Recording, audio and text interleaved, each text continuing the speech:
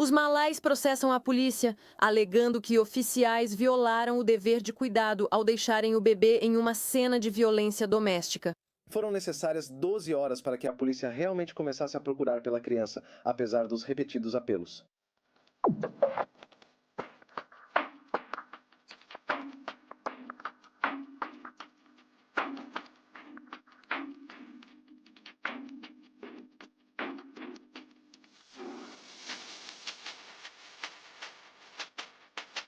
Bem-vinda ou bem-vindo de volta. Eu sou Cassie e este é Um Mundo Cruel. A história que eu tenho pra vocês hoje se passa na Austrália. E, sinceramente, é uma das maiores falhas policiais que eu já vi. Sinceramente, nem sei se devo chamar isso de falha policial ou apenas descaso total deles com a segurança do garotinho. Essa é a história de Charlie Malali.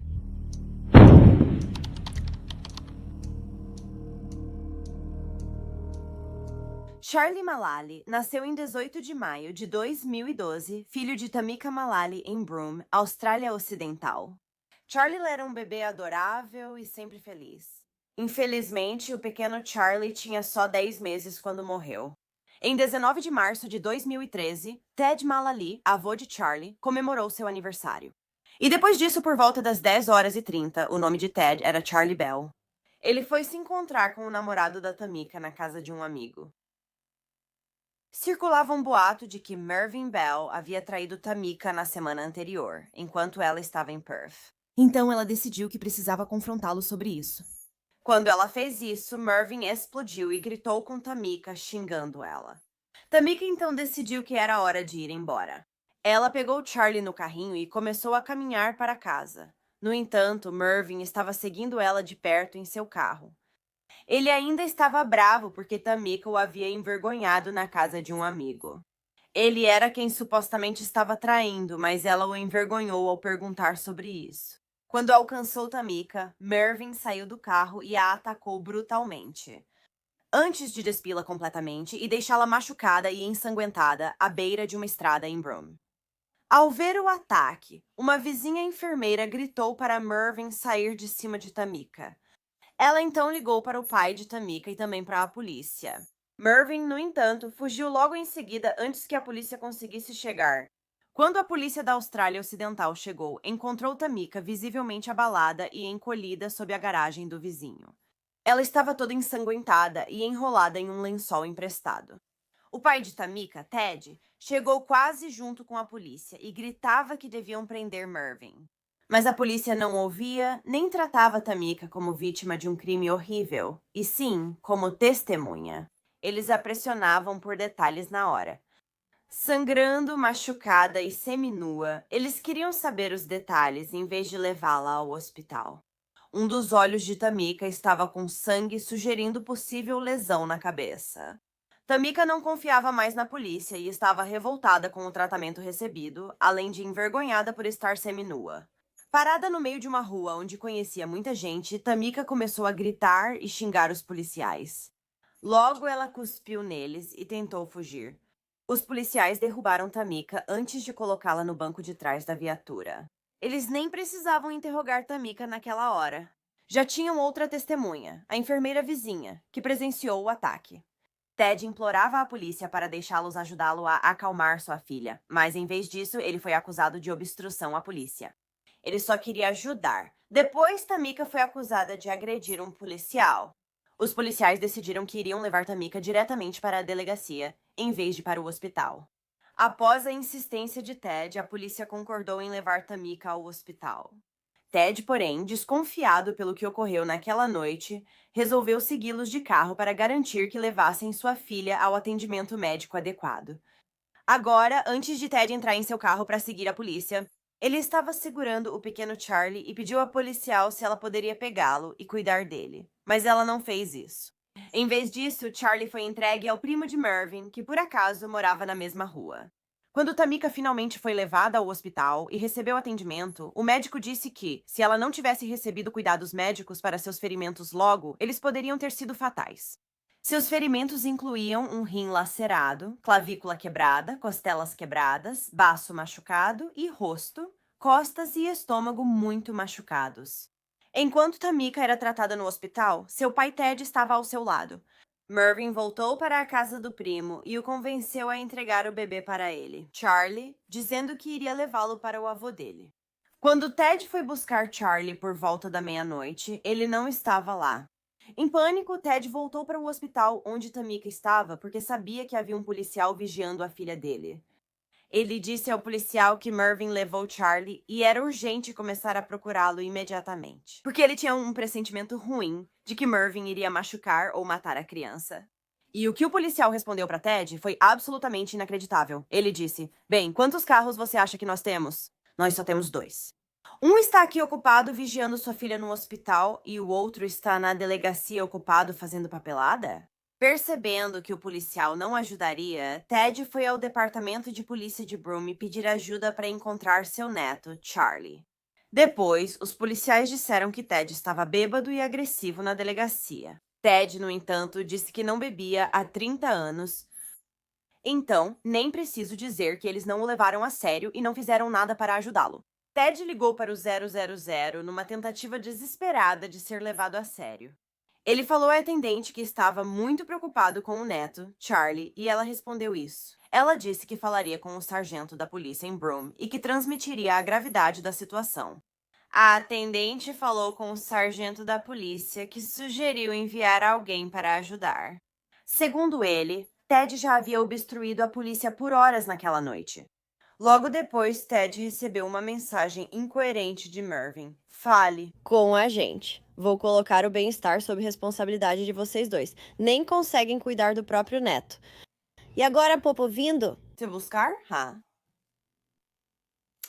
Ted levou isso à polícia esperando que rastreassem o celular de Mervyn para encontrar Charlie. A polícia não seguiu a mensagem de texto, alegando falta dos $800 para usar a tecnologia de rastreamento da rede móvel e localizar a dupla. Ted disse a eles que ficaria mais do que feliz em pagar os $800. Depois disseram que isso demoraria muito.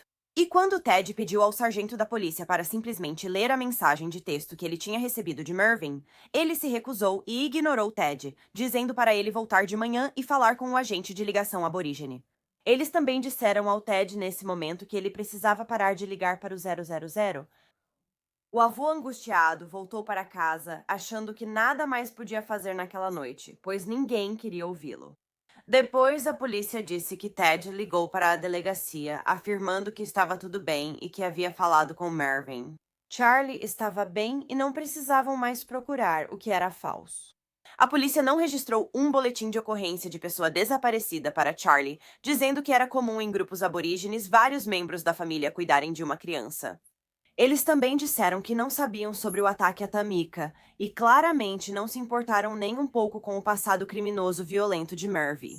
Se algum policial tivesse lido a denúncia de Ted, saberia que Mervyn não era da família e não deveria estar com Charlie. Ted voltou à delegacia logo cedo na manhã seguinte para saber como estava a investigação, se eles tinham encontrado seu neto. Ninguém procurava por Charlie. Ele já estava desaparecido há mais de 6 horas até aquele momento e nada estava sendo feito. A polícia nem sequer entrou em contato com o primo de Mervyn, aquele que estava cuidando de Charlie até às 10 horas da manhã, às 12h57. 13 horas após o desaparecimento de Charlie, a polícia de Broome finalmente emitiu um alerta sobre o garoto para todos os distritos policiais locais. Mas o relatório inicial que foi divulgado tinha o número da placa errado do carro que Mervyn estava dirigindo. Isso dificultou ainda mais a investigação. E de alguma forma, Tamika conseguiu receber alta do hospital, mesmo tendo ferimentos tão graves. Ela queria sair e procurar o filho dela. Porém, os ferimentos foram tão graves que ela precisou se internar novamente na noite seguinte. E acredite se quiser, em um certo momento, quando Tamika e Ted estavam praticamente de joelhos, implorando para a polícia simplesmente fazer o trabalho deles. Pediram que Tamika voltasse para casa e pegasse a certidão de nascimento de Charlie para provar que Mervyn não era seu pai biológico. Como se isso importasse. E, infelizmente, enquanto Charlie estava desaparecido, várias pessoas viram Mervyn Bell. Ele estava agindo de forma errática e preocupante. Várias pessoas chegaram a entrar em contato com a polícia para dizer que tinham visto Mervyn carregando o bebê de forma estranha, mas mesmo assim a polícia não agiu. E como isso tinha acontecido em outras jurisdições e a polícia de Broome ainda não tinha emitido um alerta, eles não foram notificados. Mervyn levou Charlie por quase 1.000 quilômetros, 600 milhas, de Broome ao Fortescue Roadhouse. Mervyn e Charlie chegaram lá às 13h30 de março. Mervyn então tirou o corpo sem vida de Charlie do carro e entrou no posto de estrada. Lá, ele colocou Charlie em cima de uma mesa onde um homem estava fazendo uma refeição e pediu para alguém chamar uma ambulância. Mervyn iniciou reanimação cardiopulmonar em Charlie. E ele proclamou para todos ao seu redor que todos os ferimentos no corpo de Charlie, da cabeça aos pés, eram todos acidentais. O homem sentado à mesa onde Mervyn colocou Charlie notou que ele estava completamente molhado. Tinha hematomas significativos por todo o corpo, uma grande marca no centro da testa e uma queimadura no meio do peito que estava descascando. Ele também disse que havia um cheiro ruim vindo do corpo do garotinho, mas não conseguiu identificar o que era. Quando os paramédicos chegaram, Charlie não estava respirando e não tinha pulso. Ele então foi declarado morto. Charlie havia sofrido várias fraturas, inclusive no braço e na perna. Ele também teve uma lesão cerebral, queimaduras de 3º grau e havia sido abusado sexualmente. Quando Mervyn foi preso, ele disse à polícia que o motivo de ter levado Charlie era porque queria levá-lo para a família do pai dele, perto de Geraldton. Mas após o bebê se machucar acidentalmente, ele ficou com medo de levá-lo de volta para Tamika. Mas, ao mesmo tempo, ele nunca pensou em levar o bebê gravemente ferido ao hospital porque achava que ele não precisava de atendimento médico. Mervyn afirmou que os hematomas de Charlie foram causados por uma queda de um carro em movimento. Mervyn disse que estava contornando uma rotatória quando bateu no meio-fio e, de repente, a porta se abriu e Charlie caiu. História mais ridícula de todas. Mas tudo bem, disse Mervyn. Quando isso aconteceu, ele se desesperou, ficou chateado e chorou. Ele ficou muito chateado por machucar o garotinho e apenas o segurou nos braços. Ele tentou confortá-lo, mas não verificou se ele tinha algum ferimento, segundo ele. Após o incidente, Mervyn enrolou Charlie em um cobertor e o colocou no chão do carro. Continuaram dirigindo. E depois, quando o sol nasceu, eles decidiram parar em alguns lugares para nadar porque tinha ficado muito quente. Ele disse que, em um poço de natação em Karata, ele colocou o garotinho em algumas pedras quentes e foi assim que ele acabou se queimando no corpo. Agora estava entre 35 e 40 graus Celsius, quase 40. Mervyn disse que colocou Charlie na água para aliviar suas queimaduras. As câmeras de segurança mostraram Mervyn comprando mantimentos, como cerveja. Ele disse que estava lá para comprar chocolate, leite e uma laranja para o garotinho, que daria a ele mais tarde quando acordasse. Depois, Mervyn disse que levou Charlie a uma praia em Dampier. No entanto, Charlie não queria saber de nada disso, ele só queria deitar ali e dormir. Depois, ele levou Charlie para outro local de natação perto do rio Fortescue. Aqui, ele disse que a cabeça do garotinho afundou na água e depois disso, ele simplesmente não respirava mais. Mervyn contou que enquanto estava submerso por 20 segundos, sentiu um chute na perna. E quando ele voltou à tona, o bebê estava de bruços na água. Mervyn Bell foi a julgamento no final de 2014 e ele ainda afirmava que nunca teria machucado o garotinho. O julgamento de Mervyn foi conduzido por um juiz sem júri, porque anteriormente foi decidido que as evidências seriam gráficas e perturbadoras demais para um júri. Mais de 100 fotografias do corpinho de Charlie foram apresentadas como prova no tribunal. Uma médica legista afirmou que os hematomas e escoriações em Charlie foram provavelmente causados por forte impacto contundente. Os ossos quebrados da coxa e do braço foram causados por torção mecânica. A médica legista informou ao tribunal que não foi possível determinar a causa da morte de Charlie. Ele disse que isso ocorre raramente em apenas 1 a 2% dos casos. Ele acredita que, além dos ferimentos de Charlie, ele também poderia ter morrido de desidratação, hipotermia ou insolação. O tribunal ouviu uma especialista em queimaduras, que afirmou que Charlie tinha queimaduras por contato e lesões do tipo escaldadura. A médica afirmou que a lesão lombar de Charlie era compatível com água quente derramada ou respingada. Ela disse que as lesões de Charlie pareciam diferentes em tipo, aparência e possivelmente no tempo em que surgiram. A advogada de Mervyn afirmou que não havia justificativa para as lesões em Charlie. exceto talvez por ele estar um pouco chateado com a família. Mas ele não acreditava que Mervyn de repente decidiria se vingar descontando sua raiva no pequeno Charlie. Uma vizinha de Mervyn testemunhou no tribunal e disse que Mervyn contou a ela que a família do bebê não fazia ideia do que ele era capaz e que eles iam se machucar. A vizinha também disse que, nas horas antes de Charlie ser sequestrado, Mervyn tinha visitado a casa dela e estava muito bravo e agindo de forma errática. Mervyn contou à vizinha que a família de Tamika não sabia o que os aguardava. A defesa argumentou que o julgamento de Mervyn pode ter sido afetado pela falta de sono. Uma especialista em distúrbios do sono afirmou que Mervyn estava há 24 horas sem dormir, o que poderia comprometer decisões, planejamento e julgamento. A médica afirmou ser impossível quantificar o impacto da privação de sono. A defesa de Mervyn alegou que a jovem de 27 anos teve uma vida traumática. Ele perdeu o pai quando ainda era um bebê e depois a mãe quando tinha 5 anos. Antes de morrer, a mãe de Mervyn teve um relacionamento com um homem violento que agredia ela, Mervyn e a irmã, chegando a se acertar a cabeça de Mervyn com um martelo. Conforme Mervyn foi crescendo, ele começou a usar drogas e a abusar de sua parceira, segundo a defesa. No fim, a juíza o considerou culpado e, antes da sentença, leram declarações das vítimas. Parte da declaração de Tamika dizia: "Palavras não expressam a dor e o quanto uma mãe é devastada pelo luto. Meu filho foi assassinado. Agora, em vez de vê-lo crescer, visitamos Charlie Boy no túmulo todo aniversário." E o avô do bebê, Ted, escreveu em sua declaração de impacto à vítima que ele pessoalmente achava que deveria ter cuidado de Charlie na noite em que ele foi sequestrado. Mas ele disse a Tamika que, como Charlie estava resfriado, ela deveria levá-lo. Ele disse: "Se eu tivesse cuidado do Charlie Boy, ele estaria vivo hoje. Ele era uma criança adorável e feliz. O incidente devastou minha família. Minha filha mudou completamente. Essa alma linda está começando a se apagar. Minha filha está arrasada de tristeza e eu me sinto impotente. Eu não sei o que fazer." Em 12 de dezembro de 2014, Mervyn Bell foi condenado à prisão perpétua, com um mínimo de 27 anos sem liberdade condicional. Ao sentenciá-lo, o juiz disse que o crime de Mervyn foi um dos mais cruéis que ele já tinha visto.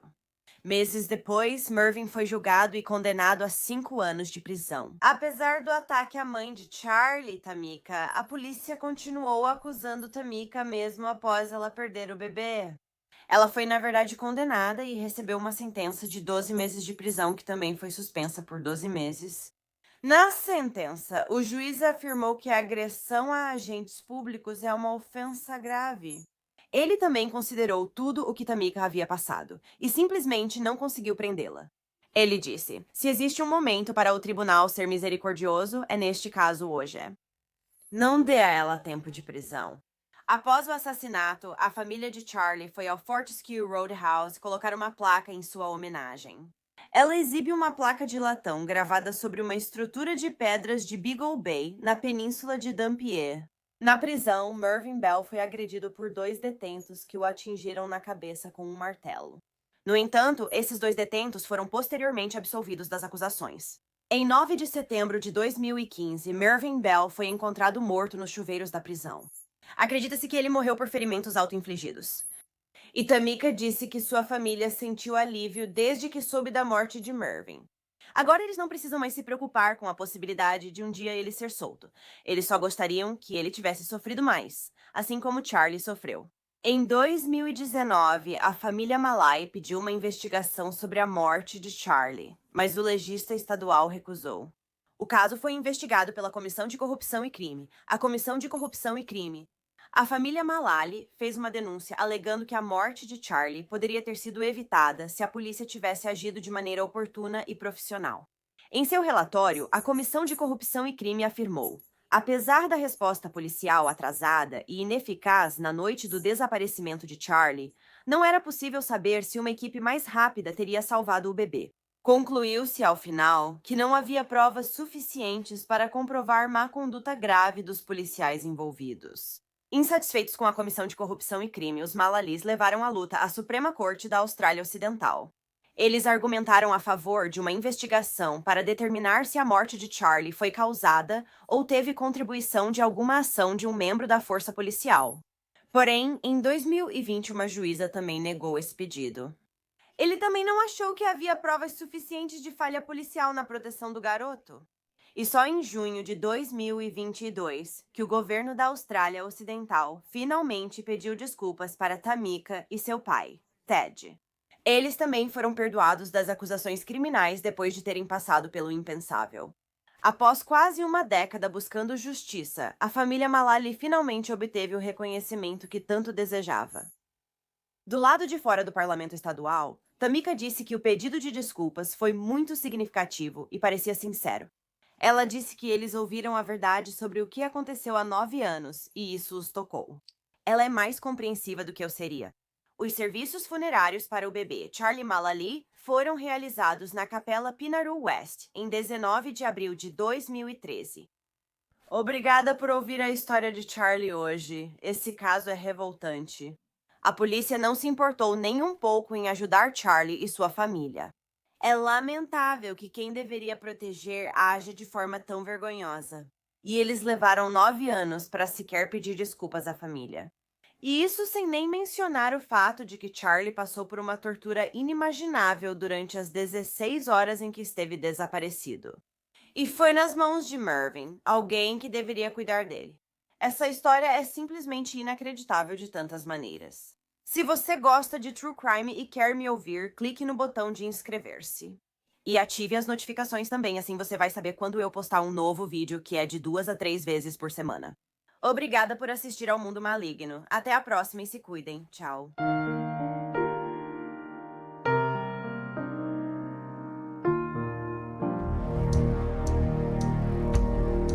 Obrigada por serem apoiadores do Mundo Maligno. Adina, Alana, Ali, Amanda, Amy, Angela, Angie, Brandy, Carrie, Catherine, Cecilia, Celia Cruz, Claire, Danielle, Danny, J. Drew, Eric, Frank, Georgia, Haley, Hannah Rama, Hannah, Jackie, Jen, Jennifer, Josie, Kara, Christy, MJ Kelly, Naoma, Nikki Owen, Ray Robin, Sharon, Starleach, Sky, Laurie, Marion, Mary Mel, Mimi, Susan, Tamara, Temi B, Temi S, Tracy Reino Unido e Whisper 216. Vocês são incríveis! Confira mais de Um Mundo Perverso no Patreon em patreon.com/iwickedworld ou pelo app Patreon. Tem acesso mensal a vídeos exclusivos e outros benefícios. Qualquer apoio realmente ajuda a garantir que as vítimas nunca sejam esquecidas e a destacar as falhas da sociedade associadas a cada caso. Tem alguma sugestão de caso para eu abordar? Se tiver, me envie um e-mail para wickedworldtruecrime@gmail.com